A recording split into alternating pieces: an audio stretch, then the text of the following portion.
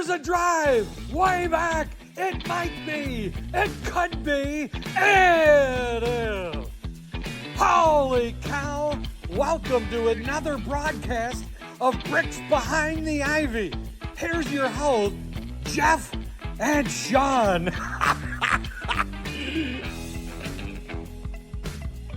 Hey, Cub fans. Welcome back to another episode of Bricks Inside the Ivy. I am Jeff Rogowskis, Camden Cubs. Here with me, as always, is Sean Chapin as Hot Stove Cubbies. And how you doing today, Sean? Oh, I'm doing great. Watching Cubs baseball on TV has been delightful. Yeah, I think it's been such a welcome change. It was 70 degrees in Chicago recently, and being able to pop the game on, just the audio, while I was outside playing t-ball with my kids, I think that just really gets me excited for baseball season more than some spring training games do at times. But it's been a warm welcome, quite literally, to have this season shift and see some Cub games. And recent announcements, too, have Marquee doing some simulcasting on local television, so expanding the market as the RSN networks are struggling for customers and such. It's nice to see Marquee kind of pivoting to make sure that people are seeing Cub games, which at the end of the day should be the most important thing. Yes. No. So today, since we are talking about spring training, we have, a decent number of games under our belt. We're recording this episode on Wednesday, March 6th, for point of reference for whoever's listening. And I think there's been a few players that we've discussed that we're watching specifically, maybe performance-based, maybe looking for something specifically for them to do in spring training. And I think, we're both smart baseball guys, self-declared smart baseball guys, and we are aware of small sample size alert, which I feel like might be the title of this podcast. But there are still some guys that we're looking at, and we've seen things we like, or we're seeing progression in specific things that we want to see. And I think it's, time to kind of talk about some of those. Sean, who are you looking at so far as, top performers, or what are you watching this spring? So I went into the spring, looking at Christopher Morel and defense, and not a great game for him today, but defensively. But one player that I kind of went into as, almost an afterthought, and now I this term gets overused now, but the alien term, like he's out of this world, he's an alien. I'm really feeling like Matt Shaw is going to be that guy for the Cubs. His stats don't jump off the page, again, small sample size. He's had at this time 19 at bats, batting .263 with a 792 OPS. However, the thing that just jumps out at me is the ball coming off his bat. The sound that it makes. It's just, he is such a good hitter at such a young age. And it is just crazy how fast this guy is moving up through the system. And, when I look at his at-bats, when I look at him in the batter's box, you get this feeling, and I'm sure you can relate, Jeff, but there's a few Cubs hitters that I can remember that just look like they're going to get a hit every time they go up to bat. I call it hitterish. He just looks hitterish. He looks like that guy. One of the Cubs, former Cubs, and I'm not saying Matt Shaw is going to be this guy, but one of the guys that when he got up in the box, you're like, he's going to hit a homer. He's just going to hit the crap out of the ball. And that's Ramos Ramirez. I mean, that's a guy that I'm looking at as a guy who just looks like he was always going to hit. Matt Shaw is in that category, and we've seen it this spring.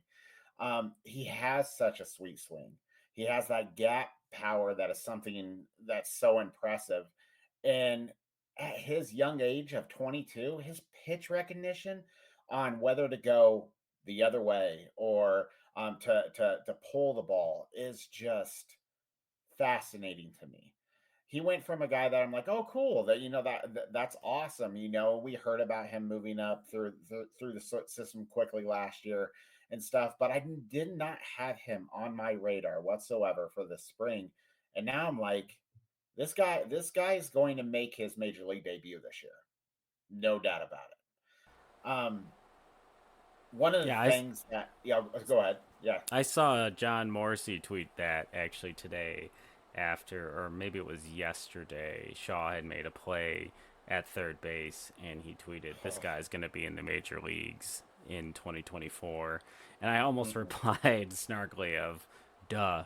I think it's when I saw this guy get drafted, I was, one of the things I've gotten to do the last few years has turned into a tradition is I've gone to the All-Star game.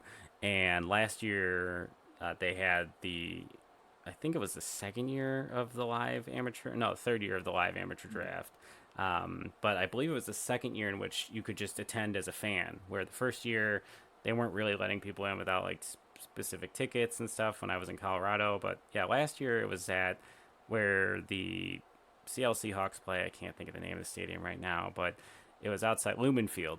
And I was looking at prospects and live tweeting the guys coming off the board and had read a bunch about how advanced this guy's bat was. And my first thought when I hear advanced bat draft is Kyle Schwarber. That was the play when they got Schwarber. It was the play when they got Chris Bryant.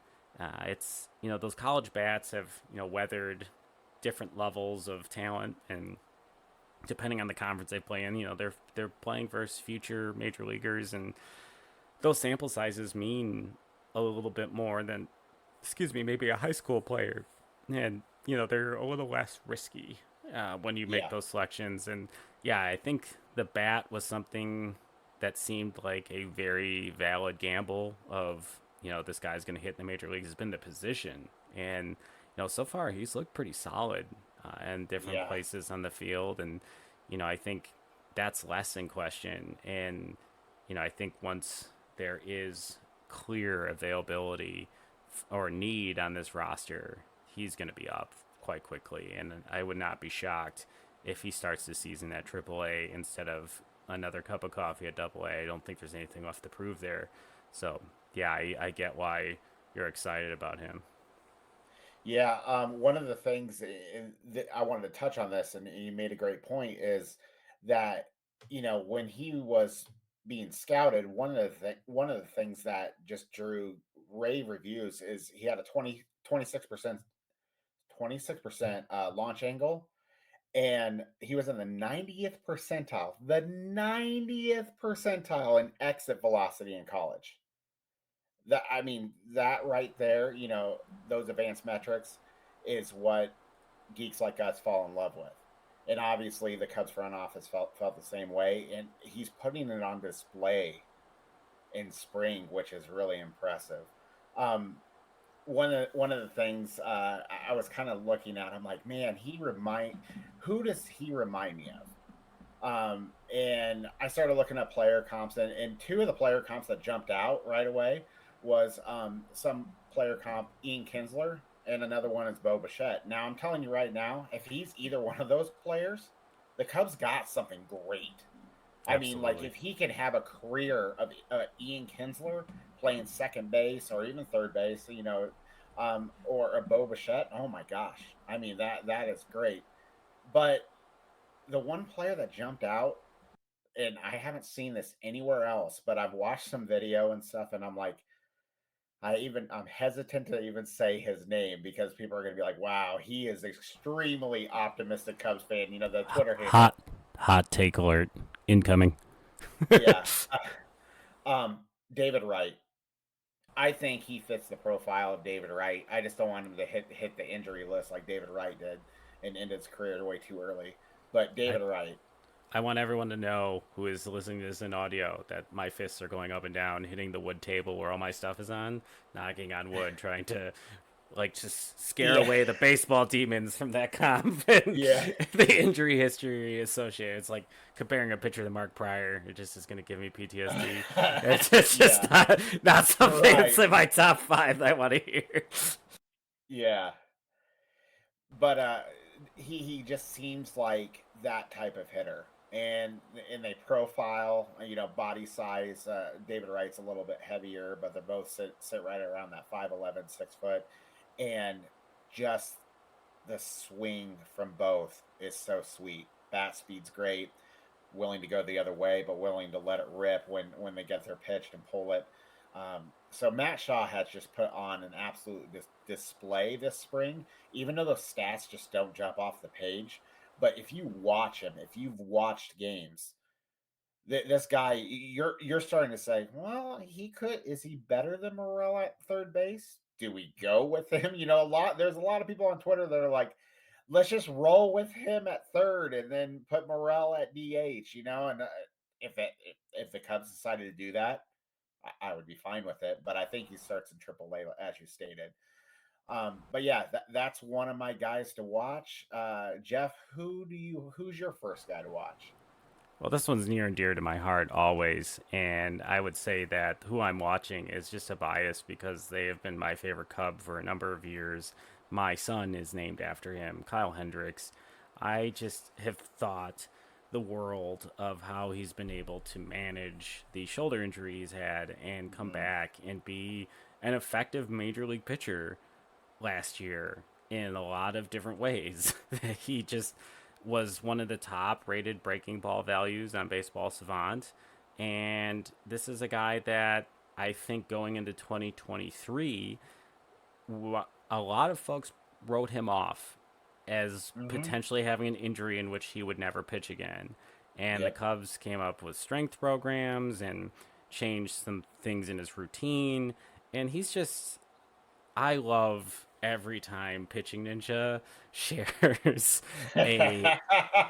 a gif of Kyle Hendricks like finishing a hitter off with a changeup or something, and he's like, "Look at that arrogant strut in mid-season form," and he's like walking off the mound like it's Game 7 of the World Series. And It's so great. And I remember all too like the jokes in 2016 about like Kyle Hendricks went home after Game 7 of the World Series and enjoyed a celebratory glass of milk. And it's just like, he does give this impression of just like being this like really like content, happy guy. And he has the work ethic and just another one of my new favorite baseball terms. Sean Marshall dropped this on the broadcast today on Marquee: pitchability.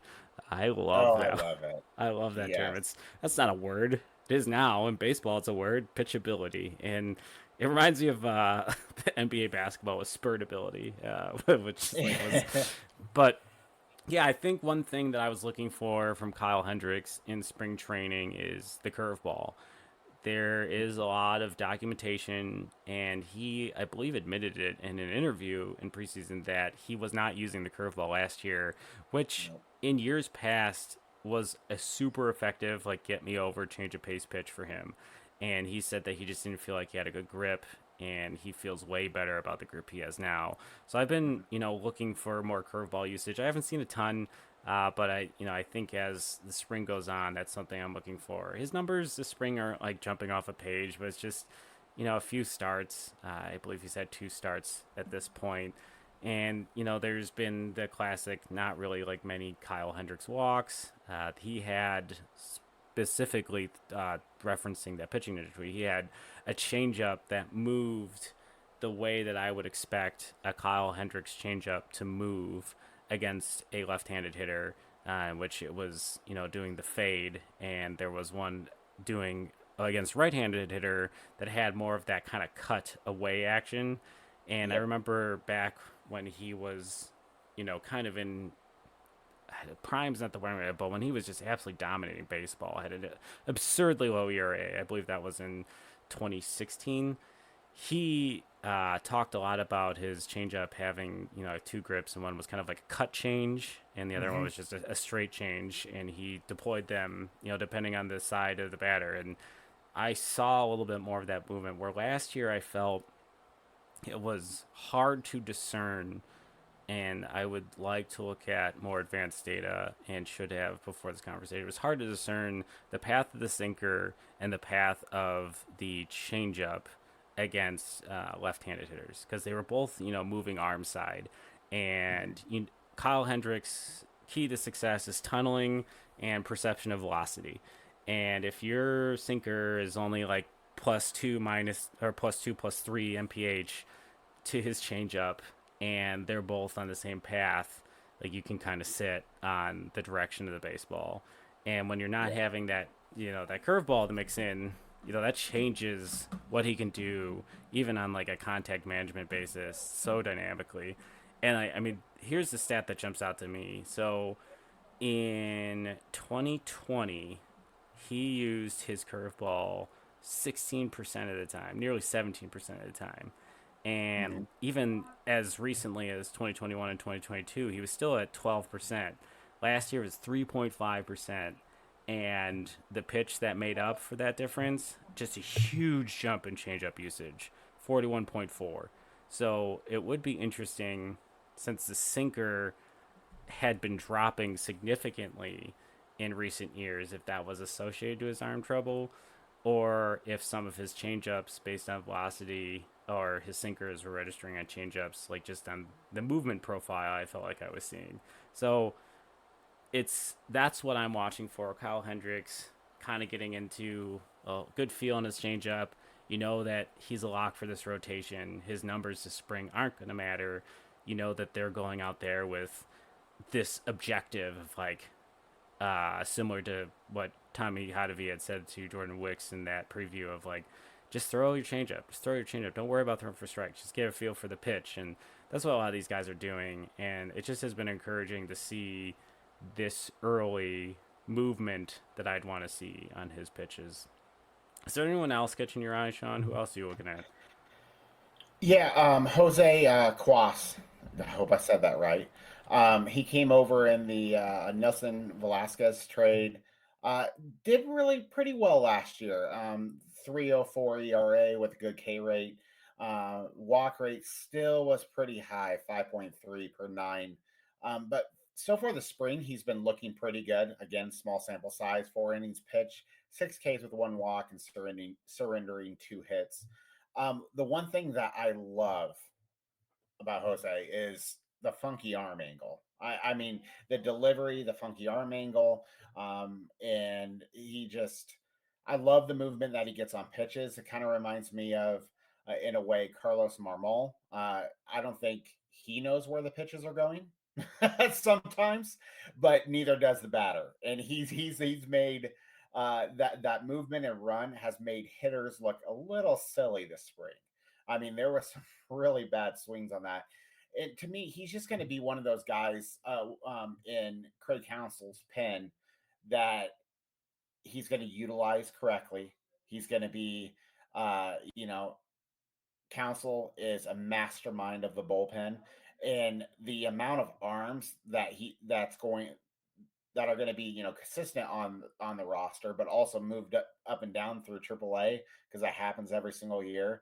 He is just going to be a great weapon out of there, especially when you go against a guy with a lot of power. I mean, that kind of movement is really tough to square up.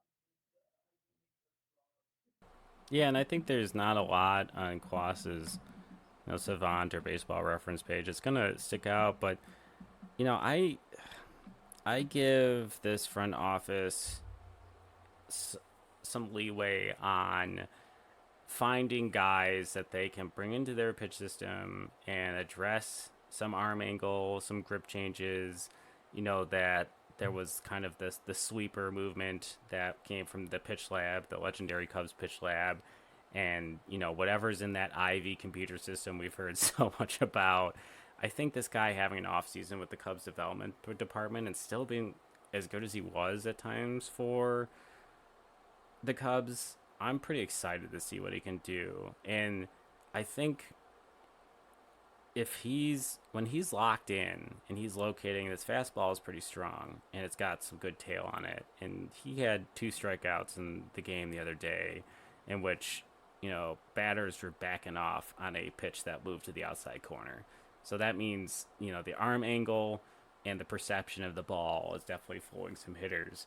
But I've seen some sliders from him that have been really encouraging this spring training as well. I'm sure that's something you've probably noticed as well, that, if he can make that pitch a weapon and, kind of diminish the usage of, the sinker, the fastball, man, like I trust that Cubs, development machine in the bullpen. They've turned some, oh God, I really don't want to use the phrase that I'm thinking of, but they've turned some real trash into treasure, and that's way better than the original metaphor. I was gonna say turds, but they've turned some trash into treasure. I think they did a better job this offseason of addressing that too, because I just felt like that was definitely the Achilles heel down the stretch, and like we can talk about overusage or exposure, unable to cover as many innings in the rotation, guys throwing more than they ever have, all those factors come into play. But yeah, they really need to address some things in the bullpen. I think there's a better mix, and I think this guy can very quickly become something that Craig Counsell will deploy very well. Yeah. So moving on to your second guy you're watching this spring, who do you got? Yeah, this one I guess is a little more depressing. Only currently, we'll see how the concussion protocol progresses. But Brennan Davis, I think Cub prospects. I'm going to go on a little bit of a sidebar tangent here. Cub prospects in my life have had just such a wide range of expectations and just a volume of farm system rankings. And I should spend some time look at the farm system rankings from when I was a kid, but there was always that guy that was like the second coming in Cub world that came up here and was maybe an average baseball player at best, or was the season. Yeah, that was the first one that came to my mind. Another one, Corey Patterson. I'll always thank Bobby Hill for being part of that Aramis Ramirez trade package, but like that was another one we heard for years. And like obviously Starlin had a lot of Hesiap Choi. That's another good one. Like there's just a litany of these Cub players that just, and you wonder, like, they inherit this on their shoulders, and a team that always managed roster decisions on what if, not like what could, like what they should be doing. And before the Theo days. So when I think of Brennan Davis, I think of like a top prospect in a system that wasn't as strong. And I think of that 2001 Futures game specifically, which I'm still mad that I chose to eat lunch and watch the Futures game in Colorado instead of going to the game. I was in Colorado for that All-Star game, and he had 2 home runs in that game. And he, ended up winning the MVP.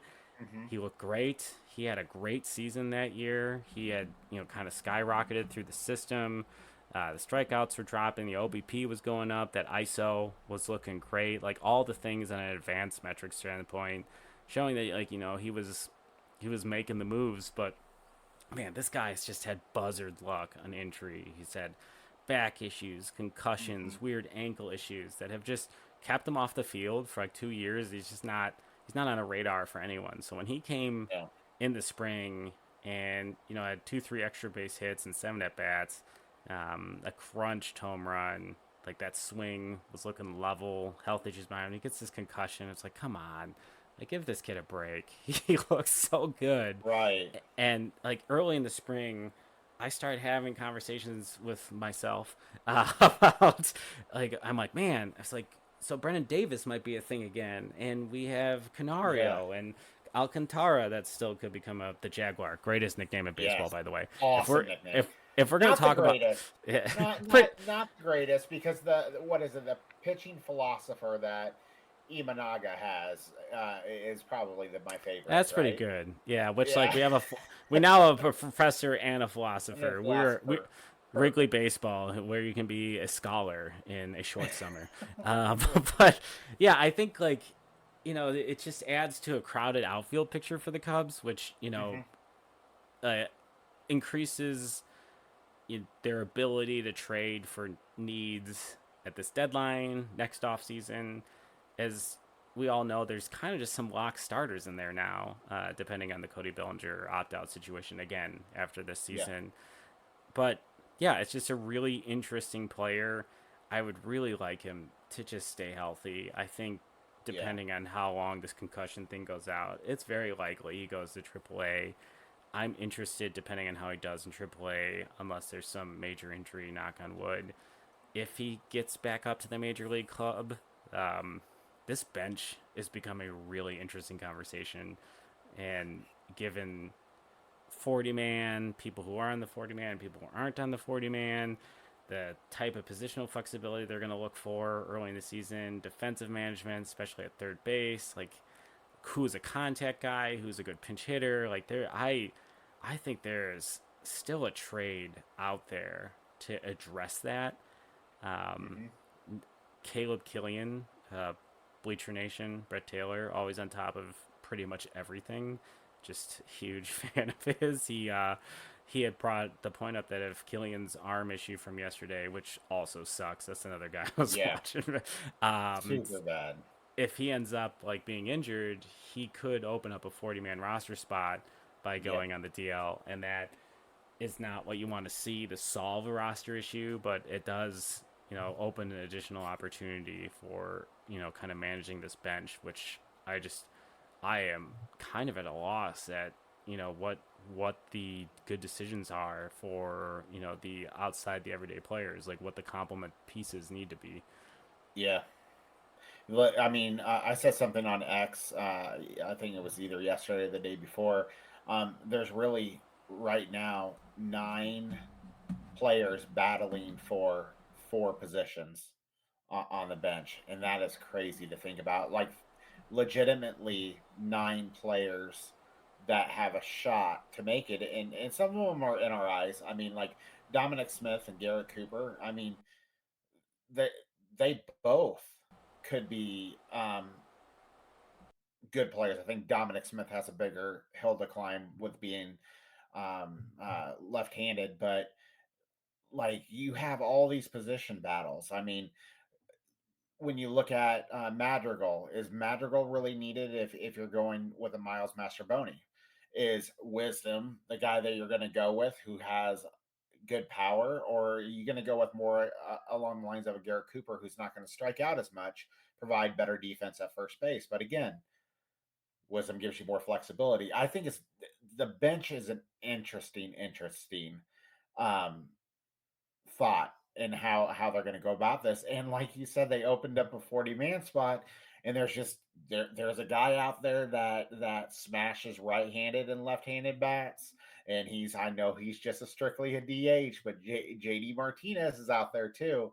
I don't think they're going to go that route, but it's just there's other options out there. And as we start seeing the cuts made and stuff, I think you're going to see a lot more movement this spring. You're going to see some guys moved that are on the 40-man for the Cubs. I think you're going to possibly see maybe not a major trade, but a trade that'll kind of have you turning your head, because there's a lot of talent in spring training for the Cubs this year. It's not like previous years where you're kind of like, gosh, we got to just throw this person on the roster. I really feel like this year it is something to watch. It is something to keep an eye on, and it's going to get really creative. And I know Craig Counsell's going to do his best with whatever he's given, but I want to give him the best. And I really think the front office is looking at that and looking both outside and inside to see what that roster looks like by opening day. Yeah, I think surprised is not the correct word, but when they confirmed this past week and that Mike Tauchman's going to be on the opening day roster, I think it just kind of just narrowed the opportunities for the remaining players more than I was surprised that was happening. Yeah, it's just, and you had tweeted out the other day, like the locks on this roster. So we're looking at, probably 13 pitchers for the Cubs, an outfield of Happ, Belly, Suzuki, Tauchman, and then an infield, like, given what we've been told about reps, like Michael Busch, Nico Swanson, Morel, obviously, and Gomes and Amaya, they're going to carry 2 catchers. So that leaves 3 spots for the group of Canario, Wisdom, Mastrobuoni, Madrigal, Mervis, Dom, Cooper, Vasquez, Bodie, Peralta, and PCA. And, like PCA, I think it's probably a conclusion at this point that he's going to Yeah, AAA. for And sure. it really is about playing every day. Like he needs to work on the things Hmm. that he needs to work on, and it's not that he's been bad this spring. It just reps. He's in the stage of his development where reps are really important, and will Yep. probably be one of the first up if needed. And yeah, the rest of these guys, yeah, I don't Mervis. I don't think we need to carry another first baseman. They're not going to cut ties with Wisdom. I David Bodie's not even on the 40 man, which I had forgotten about, and Yeah.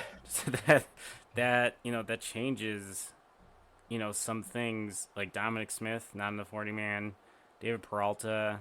I can't recall Yeah. seeing. Yeah. Has he played yet? I'll be honest. I, I I think he's had like 2 at bats. I yeah. think that's what I've seen. And Garrett Uh, Cooper, I've seen a few of his at bats, and honestly, that was a signing that did intrigue me because I remember him being like oh just yeah. a high contact, like solid on base hitter. So like Yep. getting a guy like that off the bench, I'm kind of pro that. But yeah, there needs to be a 40 man roster move, and yeah, I do like if I had to pick, I like Masterboni over Madrigal because Oh Masterboni yeah. can play He can play second. short He can play short, yes, like in an outfield. emergency, and like exactly. He was our starting right fielder last year. I don't know how many people are Yeah. gonna recall that. And man, boy, That's did crazy.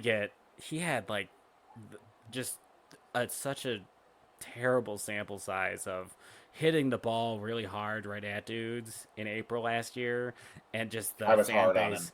Yeah, they turned on him. I turned on him so hard. I'm sorry, Miles, if you're watching this podcast, I but recall or too, listening. like But there was a play. It was in an early game where he just like he read the ball bad and gave up a few late runs to cough up the lead, and it might have been versus the Brewers, and it was just that I remember the first thought was like, oh God, Suzuki gets that ball. There's some irony yeah, in that statement considering what happened in Atlanta later in the year, but like yeah, I I mean ultimately I think I like his flexibility on this roster more than some of the other options. And damn it, I want to see Canario on the team. I I just like, know, I I'm, know, I know. I'm so interested in what that is in a larger sample size. Like talking about sounds off a bat, like that guy is fun to watch. And Hmm.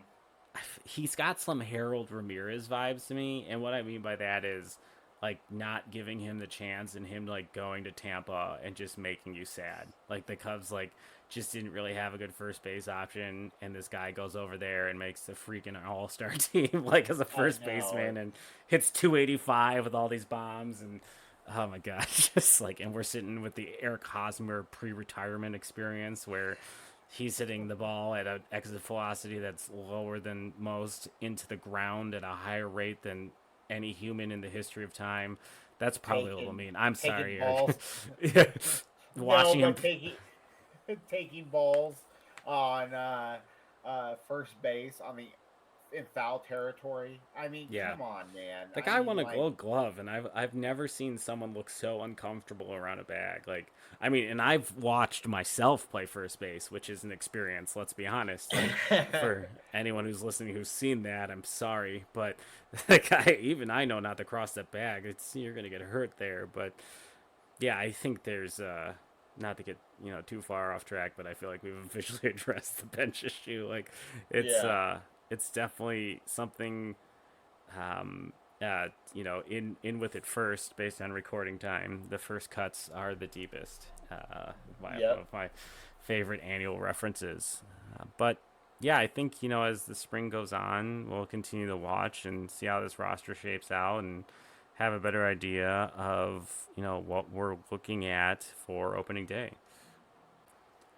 And as one more special treat this week, we were able to lock down Brett Taylor from BleacherNation for a quick interview on our pod. we love Bert. Hi, Bert. Yes, exactly. I've definitely, from afar, have idolized his work and really like his commentary that, really tap dances that line of extremely solid analysis while kind of putting that spin of like that hopeful fandom heart. And I think that's it's extremely difficult to do, and he just does it so well, which is probably why he is one of the more followed Twitter accounts and one of the more reliable sources of Cubs news. And yeah, I have. How often do you visit Bleacher Nation, Sean? Oh my gosh. Are we talking a day? Probably 3 or 4 times. I was gonna say, I always go. I mean, his writing's fantastic, and just the whole entire Bleacher Nation family. I know there's a lot of people that go into that. Um, he just does a great job. His lives are great, and also what he does from a charitable standpoint for when he stays up. I think it's for 8 days now, Brett. I think 8 days is what it seems like. He stays up for 8 days right around the trade deadline, which is a really cool thing that he does. So yeah, he is one of my favorite follows on Twitter. He interacts with everybody, and he's hilarious, and he's such a good guy. So yeah, it's a real treat for us. yeah, absolutely. And I did promise I would use absolutely less, but I apparently am not a man of my word. But without further Absolutely. ado, here is our conversation with Brett Taylor from Bleacher Nation. All right, Cub fans, thanks again for sticking around. As we said, we have a very special guest today. Brett Taylor from Bleacher Nation is joining us. If you have not found him on the internet, then you are missing out. This is the best place to go to find all the news on the Cubs, all transactions, and some pretty in depth analysis on salary cap and all the different things, the CBT, that you would be interested in a general year. And there is just so much, I would say, balance between just real analytical thought and the fan heart that goes into all of the different minutia and transactions with the Chicago Cubs. Brett, thanks so much for joining us today. Yeah, well, thank you, Jeff, for those very kind words in the introduction. So, yeah, happy to chat with you. No, I've been a huge fan of yours and your site for a really long time. I honestly can't remember when I started reading Bleacher Nation, but I know that myself and Sean, my partner, co-host in this podcast, he and I are on your website several times a day as every news story gets updated to just try to stay like as on the pulse as a fan, which obviously is short for fanatic, needs to be when you are as obsessed with this North Side bunch of players as we are. But yeah, I wanted to kind of talk to you a little bit about your Cubs origin story. How did you end up becoming a Cubs fan? Yeah. It's really about there's two main drivers of it. One being, so my dad's family was from the Chicago area. So I've lived in Ohio my whole life. But my dad's family was from the Chicago area.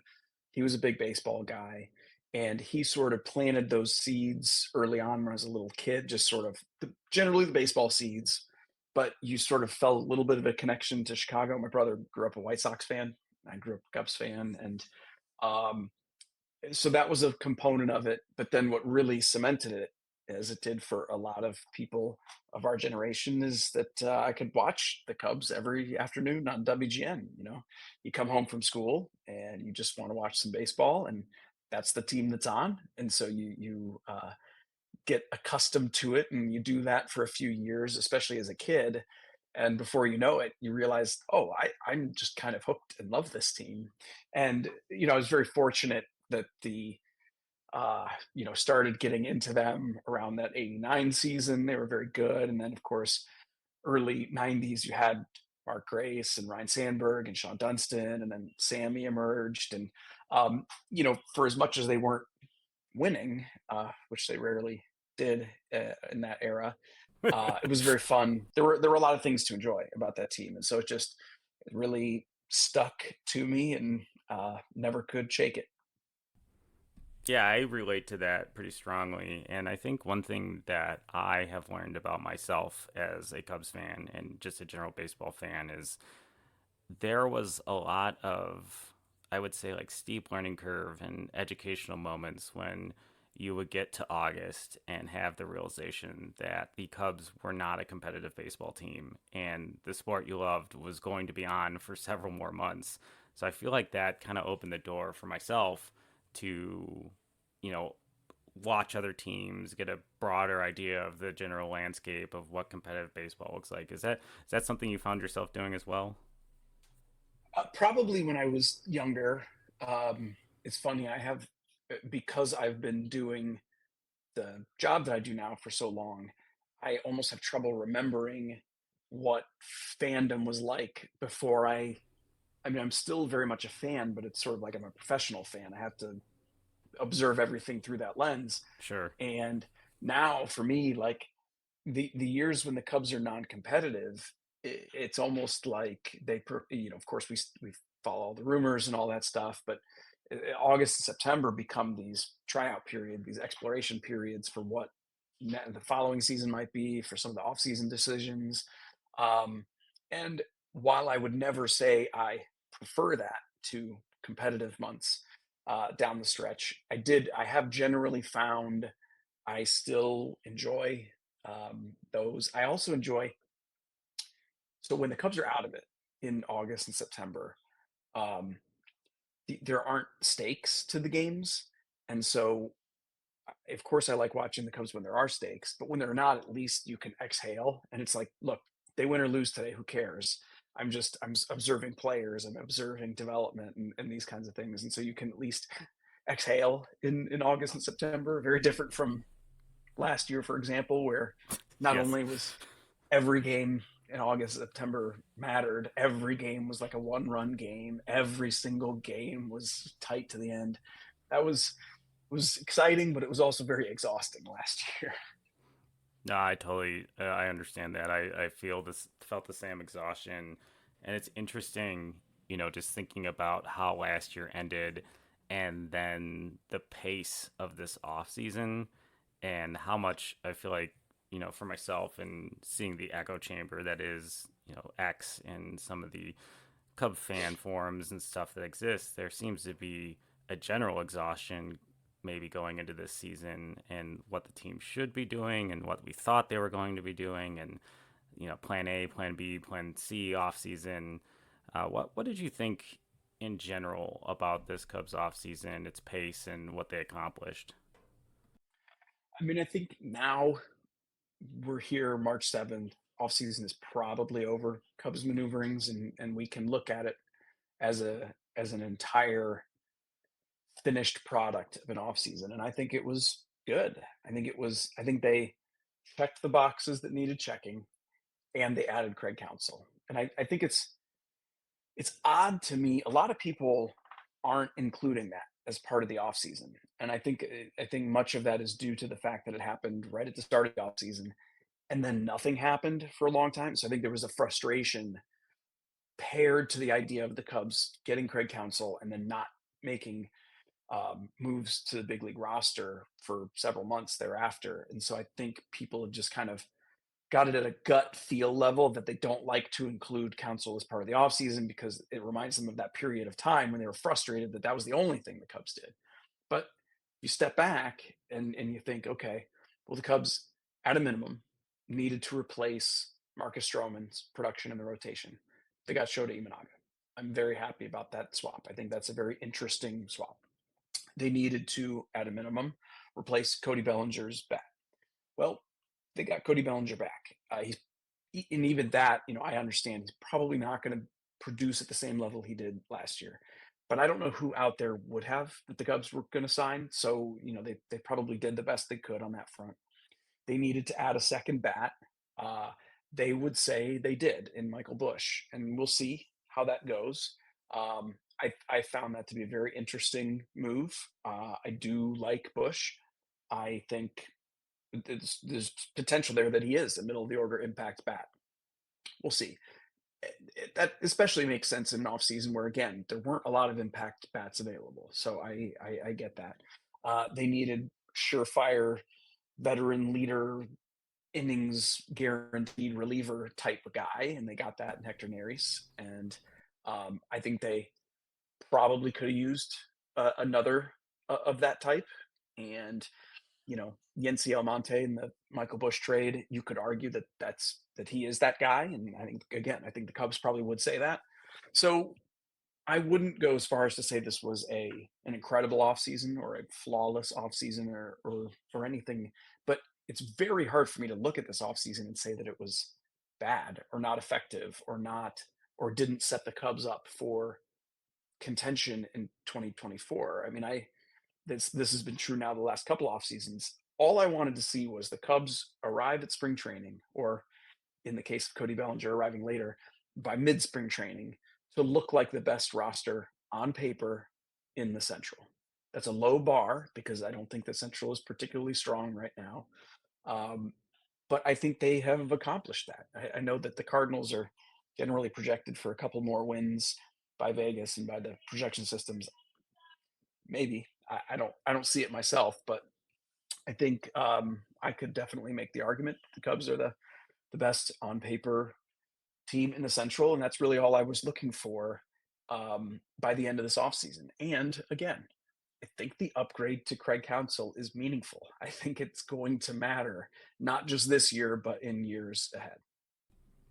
Yeah, that's one thing that I've been thinking about a lot, especially thinking the recent years of the Cubs Brewers, we'll call it rivalry. I know that there's a lot of folks that would argue what kind of rivalry is. We refer to their ballpark as Wrigley North. We've got folks like Dom and all the other Twitter personalities, making fun of them giving away tickets and all the things they try to stop us from being up there. But I feel like my gut always tells me when we would play the Brewers, it felt like the same game every time, in which there would be a deployed starter with high K rate, very well positioned defensive players.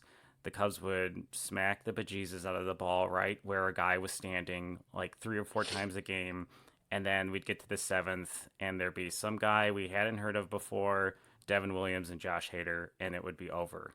And it was just an absolute nightmare to watch. I felt it was the most frustrating thing. But I thought when David Stearns left that organization that this game plan management that they seem to have really mastered in the last few years, with coming in every year. And I remember on your podcast with Sahadev and Patrick, you guys be talking about going into the season, and the Pacoda would say the Brewers are going to win 78 games, and that year they finished with 93 or 94 wins, like 3 or 4 seasons in a row.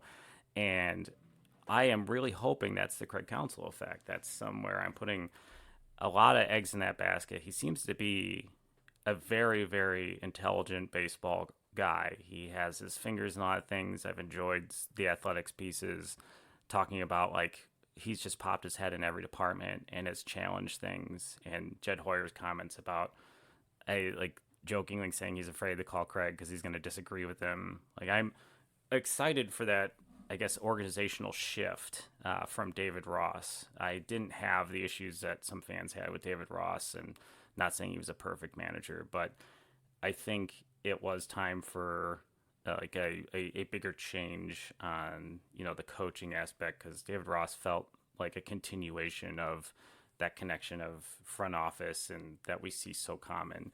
I guess another question I would like to ask, and this is feeling out of order of what I originally intended, but Bleacher Nation, you guys seem to get a lot of views. You have a lot of wide coverage for all the Chicago sports teams, all of it just top notch, on top of the ball. What is the origin story for Bleacher Nation? If I recall correctly, before you started the website, you were a lawyer and kind of transitioned into doing this full time. Can you give us some background and how this came to be? Yeah, so I started Bleacher Nation in late 2008, so now it's been 15 and a half years. Wow. Which is crazy.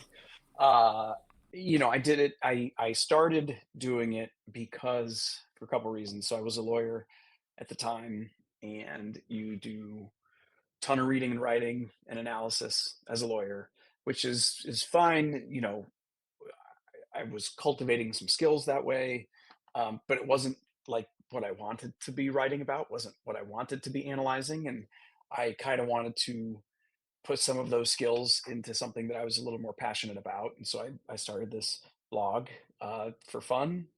And I think I also thought deep down in my heart, you know, maybe this could become something. Maybe there's a gap in the market for fan voiced news coverage and analysis, sort of at an obsessive level. I kind of felt like we didn't quite have that. There's a lot of very traditional blogs that were just sort of ranting fans, which I don't mean in a critical way. Like that is an interesting area too. And then you had traditional media that was doing sort of the daily coverage.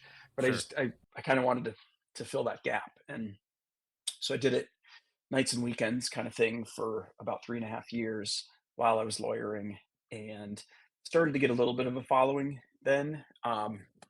And then we had our first kiddo in 2011, and it became clear very soon after her birth that I was looking long term. I was not going to want to keep being a lawyer. I was at a large law firm, and I could see what the career trajectory was, and it was not something that was going to work for me at a personal level, just for what I wanted for my life.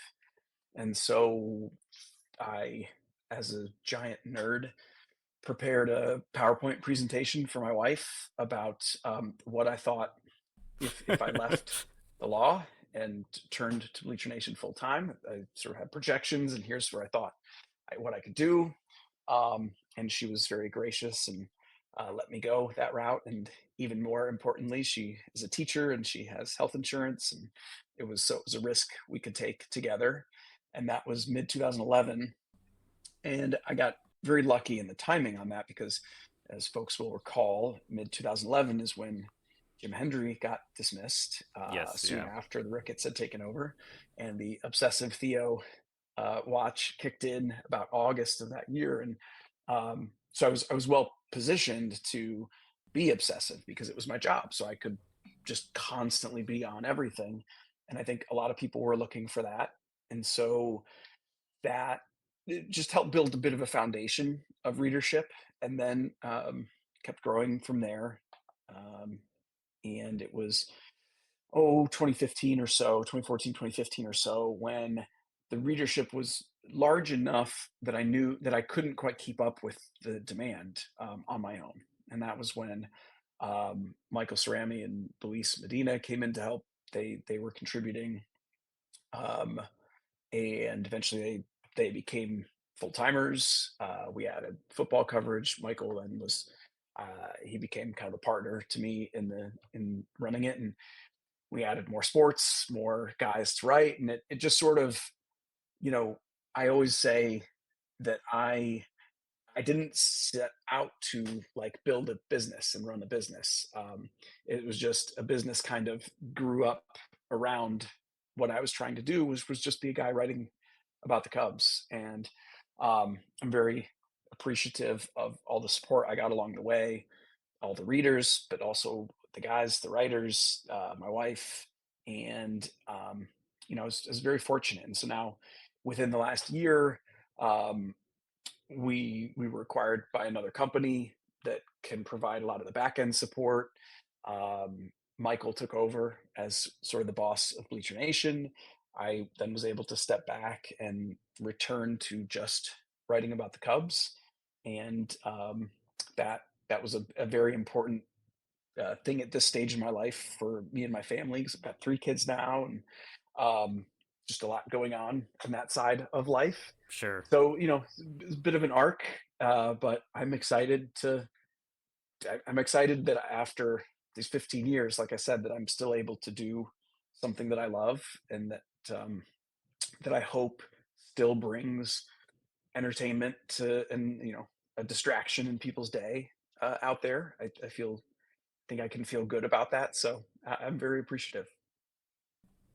No, I think that's great. I relate to that story so much, and just the passion for this team and, chasing a dream of being a part of a community, or, filling a gap of trying to provide insight and such on a sport that has and can grab the attention of an individual for, a large part of the year. It's one of the things, that I have come to love about baseball is it is a very long season. I know there's a lot of folks that don't enjoy that about it, but I do enjoy it. There's this consistency of every day having something new and turning the page. It's not the NFL where you have to wait a whole week to find out, if any adjustment can be made, or Right. it's this constant. And I am also a self-proclaimed nerd, and I am a data guy. That is where I feel like a lot of my passions lie. And I worked in insurance for 10 years, and during the pandemic transitioned my career into analytics. And just wanted a complete shift, and the reason has always been the Cubs and baseball, and that's that I've wanted to just dive as deep as I can to learn as much as I can. But oh boy, we just lost Brett. Look, guys, this is a live podcast, and we had a little bit of technical difficulties, but we got Brett right back. Please continue to enjoy the interview. You were just saying you wanted to dive in completely.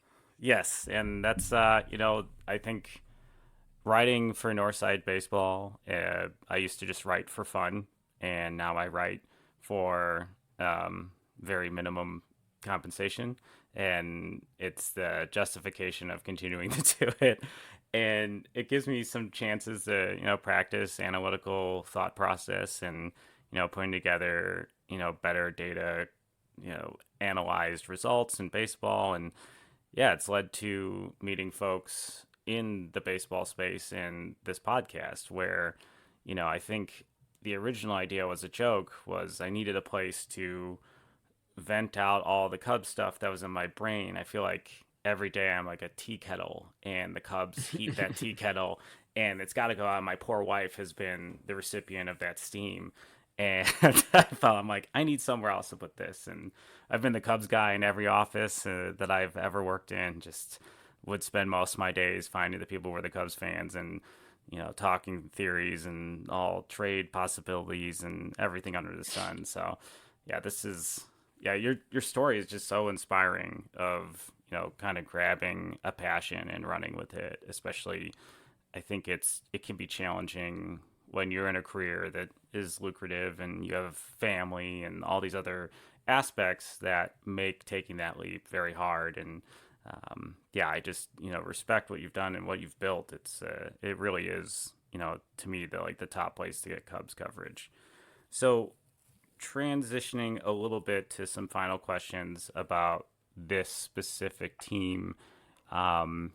I guess gun to your head isn't necessarily the phrasing I want to use, but that's the first thing that came to mind. The team itself, has, I do agree with you, is structured to be the best in a margin play NL Central, in which there was no motivation to be the Dodgers. I understand that philosophy. It's chasing what they are can be seen irresponsible, because it's not needed in the division the Cubs are in. But what do you imagine the floor of results are for the 2024 Cubs? Yeah, it's funny you asked that as the question, because as you were talking about it, I was thinking in my head, I'm like, the nice thing about this team is that they should have a pretty good floor. And you base that on depth mostly. I mean, they do have a number of impactful players, but these, a pitching and defense kind of team with the potential to be a little above average offensively. People forget they were like the 8th best offense in baseball last year by a number of metrics. Didn't feel like it, but they were. No, I was actually just looking at this the other day. It was impressive, their runs per game and their low home run rate. There's just a lot of naturally built rallies, and I think with a little more slug, like if they can return to that level, it might get better. That's my hope. It's the optimistic view, but sure. And they did. There was a little bit of noise in that because they had some blowouts that did that whole thing. But even by weighted runs created plus, they were an above average offense, and I think they can run that back this year reasonably well enough. And you certainly then hope for things like Michael Bush being an impact bat, Christopher Morel taking another step forward, Dansby Swanson maybe performing a little better over the course of the year, say Suzuki being the guy he was in the last couple months. I mean, you can go through it and you can see the outline of a pretty solid offense. But that's the upside, for the outcome. The floor feels like a lot of redundancy on the roster to cover when those injuries happen, when underperformance happens. Great defense all around, generally speaking. We'll see what happens at third base, but really deep roster of relievers to pull from. A lot of them optionable, just a lot of maneuverability with that, which I think also creates a floor. And Craig Counsell, again, not to fall back on it, but I tend to think it's true. I think, and David Ross was certainly good at this part too. So it's not setting up a comparison, but Craig Counsell, I don't think is a guy who's going to let things get away from the team, and let the wheels come off. And I think that too sets up a floor. Now, do I think this Cubs team has as much upside? If everything goes right, okay, I could probably make the argument that if everything goes right, the Reds have a better team. If everything goes right, the Brewers might be better. And if everything goes right, the Cardinals might be better. Because for as much as I say I think they're a little overrated, they do have guys like Mason Wynn and Jordan Walker that potentially could explode into superstars this year. That could happen. And Nolan Arenado could bounce back, and Paul Goldschmidt could bounce back. And so I get all that. And I think if everything goes great for a lot of these teams, not to sleep on the Pirates, by the way, either. They have a ton of young talent. This whole division, top to bottom, is 100% very high variance. Yes. Yeah. So I think it's one of those that, like, if you simulated the division 100 times, the Cubs probably win it 55 times. And then within those 45 times that they don't win it, probably a few huge, crazy, awesome seasons from these other teams.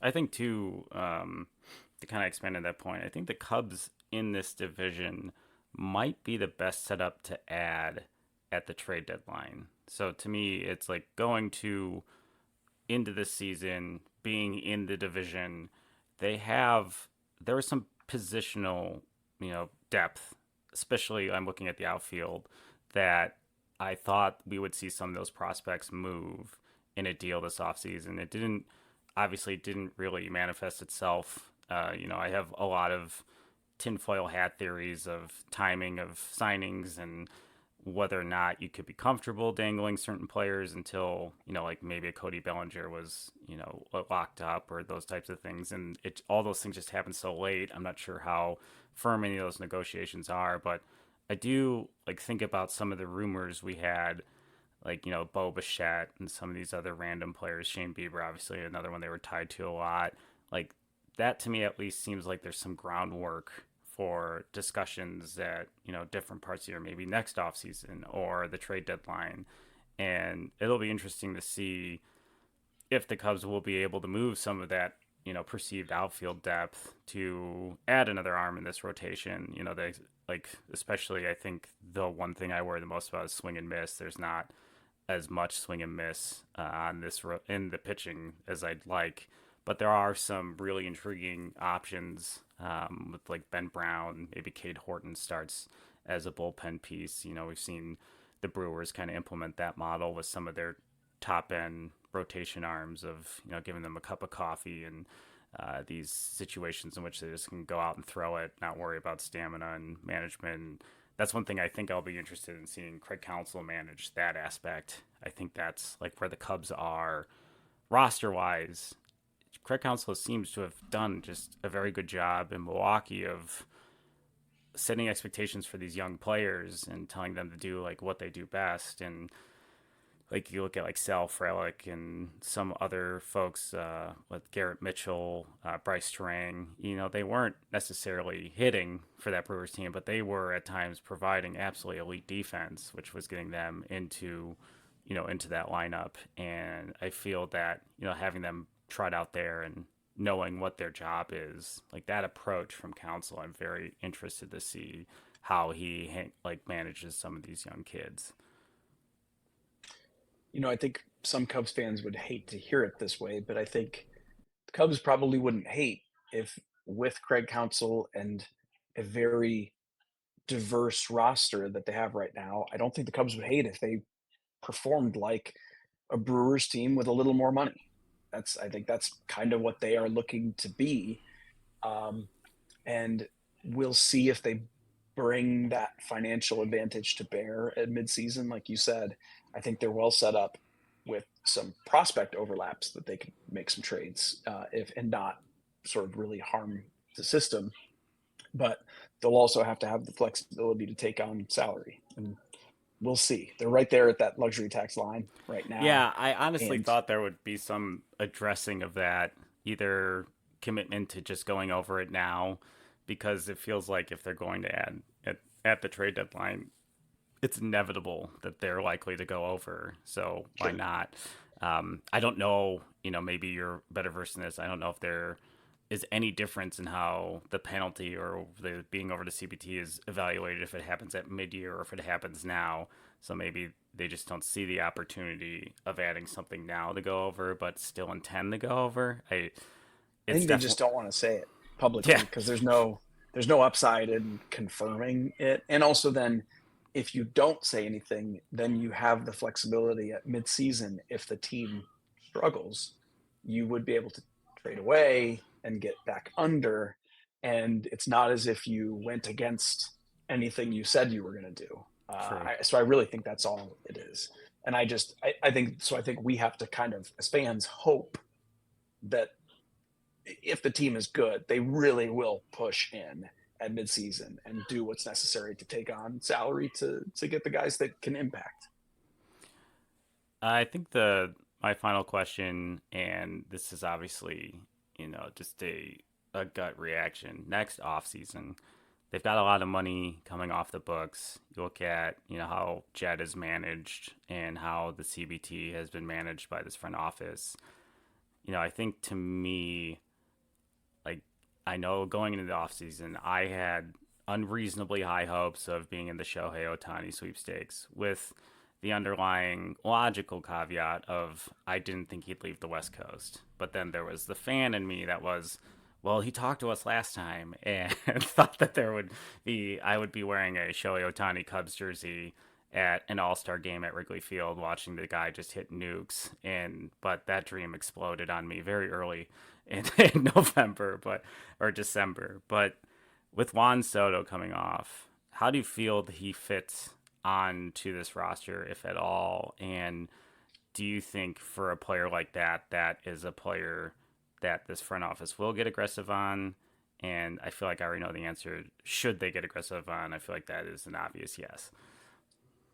Yeah, I mean, given his age and the impact of that bat, I mean, there's no argument against wanting him. And I think the Cubs would say that too. That of course they would love to have him. I think the reality of the situation is this front office and this ownership group have a strong aversion to super long contracts. Whether there's value there or not is something we can and do debate. But sorry, son, is something we can and do debate. But they don't see it that way. They just do not want to commit to have things on the books for that far into the future. And I think we all know Juan Soto, if he and Scott Boras want a 15-year deal, which would take him to age 41, they're going to be able to get that. And the Cubs are not going to do that, period. And I think even if they were, we have to be honest that if the Yankees and the Mets are going to be super hardcore in on Juan Soto, are the Cubs winning that bidding war? Has anything in the last 10 years, given you evidence that the Cubs are gonna outbid? No. And so I think what you have to fall back on is they do have a strength in the outfield in terms of young talent.